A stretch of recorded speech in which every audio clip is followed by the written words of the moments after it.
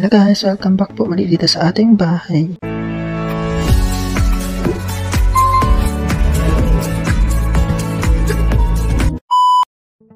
Ang susunod na property na ating pupuntahan ay located sa may Westwood Highlands sa may Langkaan, Dasmariñas, Cavite.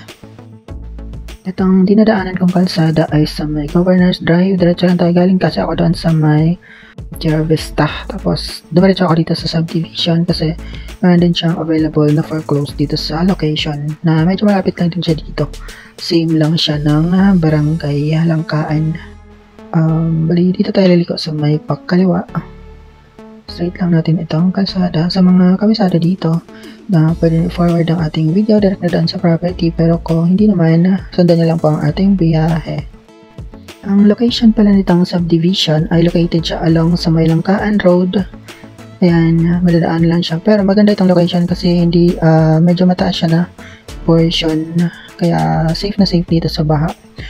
Alam ko maganda itong location ito, although medyo looban siya mula dito sa Governor's Drive, pero maganda pa rin naman siya. Tsaka maganda itong sukat ng mga bahay dito kasi ano siya, malaki. Meron din siyang parking space. Ayan, makita niyo sa map.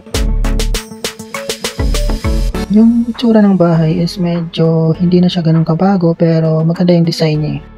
Tingin ko ganito yung mga design dito sa Dasmariñas. Parang kagaya din siya sa my Woodtown na yung mga bagong ginagawa ngayon na bahay. Pero ito naman parang luma na siya. Pero malapad din itong subdivision ng Westwood Highlands kaya maganda din siya. Yan, kung gusto nyong tumira dito sa subdivision, maganda ito. Ito yung opportunity kasi tingin ko bibihira lang din naman magkakaroon ng foreclosed dito sa location. Kaya chance na siya para ma-grab.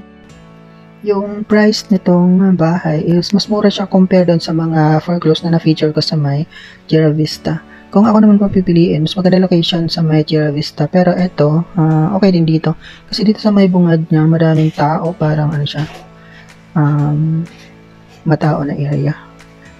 Tapos, papasok yung kalsada doon sa loob. Yan. Dito sa pinakabungad, medyo distansya din talaga siya. Kung pupunta kayo doon sa subdivision kasi looban siya medyo pasukin talaga siya. Ayan, makita niyo siya, sundan niyo lang ang ating biyahe kung hindi kayo kabisado dito at gusto niyong maging familiar sa lugar. Ito yung Langkaan Road, dire-diretsahin lang natin siya para makarating tayo doon sa pinaka main gate ng subdivision. Hindi ako sure kung may bumibiyahe ditong jeep, pero kung makikita niyo siya, usually tricycle yung bumibiyahe dito papasok. Ayan, kung meron kayong motor, bike, or sa sariling sasakyan, mas maganda. Hindi ko sure kung kaya siyang lakaran, medyo distansya talaga siya mula dito sa Governor's Drive. Kaya mahirapan kapag lalakarin mo siya. Kailangan talaga sasakay. Sa mga bago pa lang nakapanood sa ating mga videos at nagustuhan nyo ganitong mga content, click nyo lang po ang subscribe button at ang notification bell para updated kayo kapag meron tayong bagong upload. Disclaimer lang, hindi po kami agent or connected sa anumang kumpanya or agents related sa pag-ibig for closed properties. Kaya lang din kami na nagbibid para makakuha ng sariling bahay.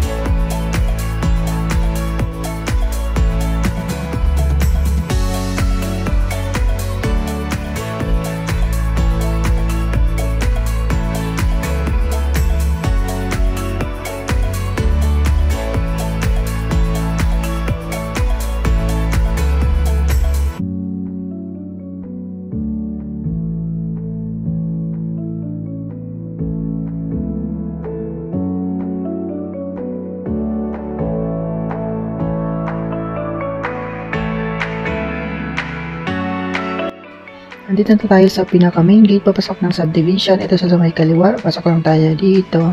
Yung location ng property is along main road lang din siya. Kaya, hindi naman siya ganun kalapit dito sa gate, pero, hindi naman siya ganun kalayo. Yan, nakita niyo siya. Diretso na natin itong kalsada.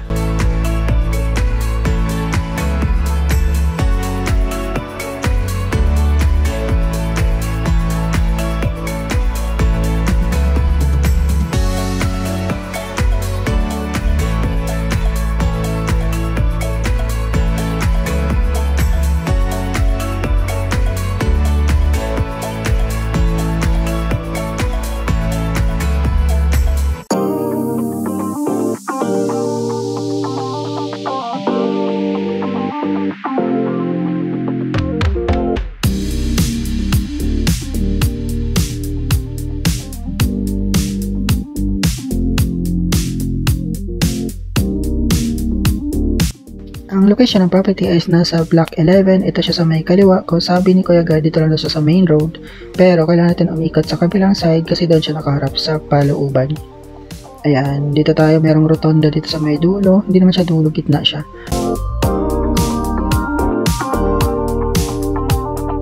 Tapos dito sana ako papasok kaso merong nagpa-party. Ayan, may nagpa-party kaya dumiretso ako sa kabilang side or sa kasunod na kalsada.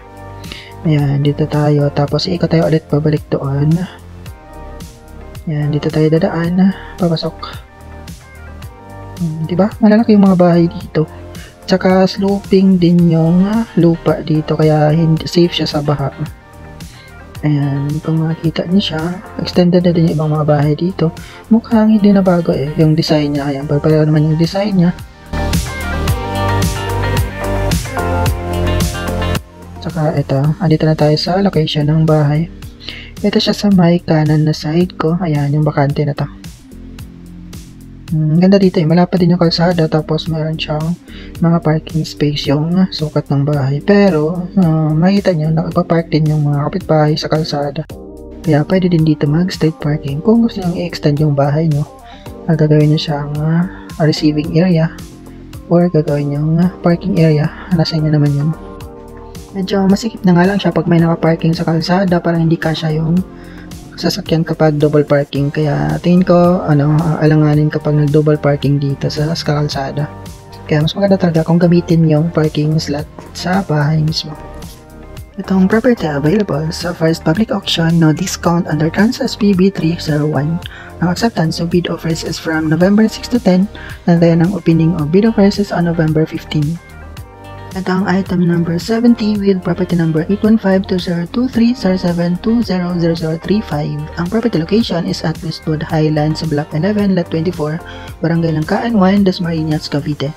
Ito ay isang townhouse na may lot area na 62.50 square meter and then floor area of 46.33 square meter. Ang minimum bid price sa pag-ibig is 1,510,950.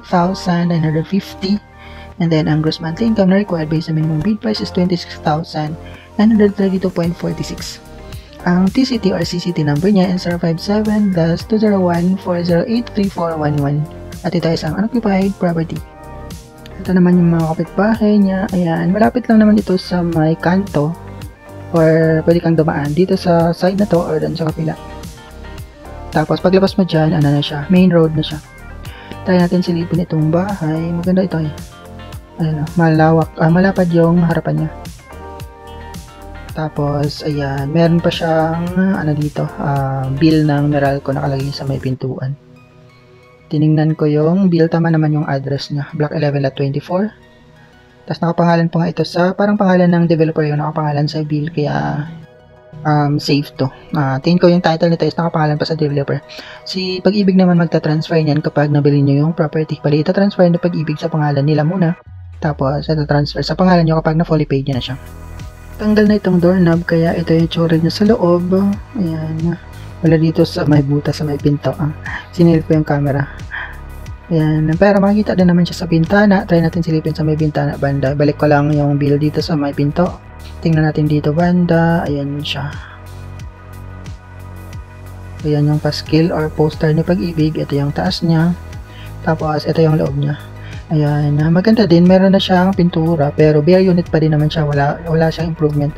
Parang hindi naman ito tinirahan ng dati may-ari.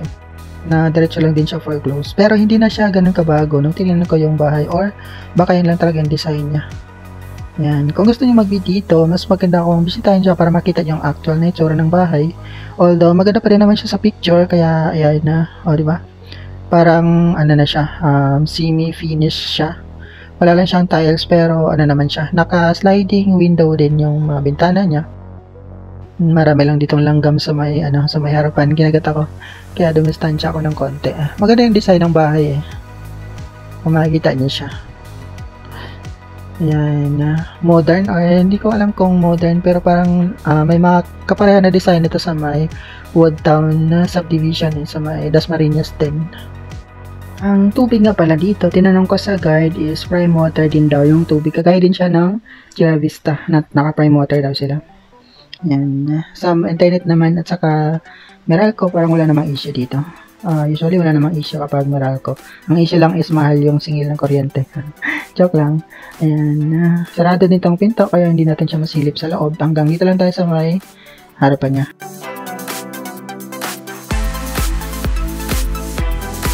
Ayan yung harap niya. Spacious yung harapan niya Kasya din talaga yung parking. Pero hindi ako sure kung kasya yung malaking sasakyan dyan. Although 62.5 square meter siya. Tingin ko kasya naman. SUV yata kasya. Hindi ako sure ha. Chat nyo na lang siya.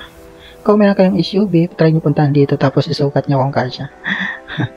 Ayan. Ang aliwalas ng loob Taka yung hagdan niya is din buhos. Tingin ko yung bandang kanan ay CR. Tapos yung pinto ayos palikuran is doon sa likuran naman sa may kusina banda or laundry area. Diba? Spacious siya. Maganda. Tingin ko marami din magbibid dito. Yan. Tsaka ano naman siya confirm naman na unoccupied talaga yung property. Diba? Maaliwalas.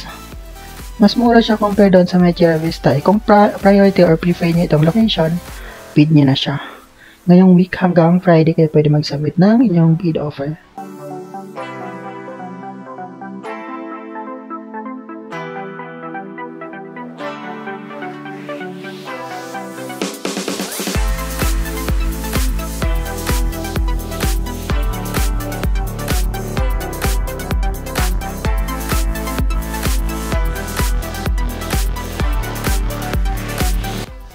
Ayan lang, pauwi na ako. Para sa akin maganda itong subdivision Tsaka yung design ng mga bahay, ang cute diba?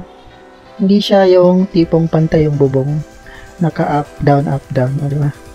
Ang galing ng pagkagawa nito. Ewan ko, ba't tinalang na pinantay yung bubong nito? Ang kulit. Tapos ayan, balik tayo dito ulit sa main road.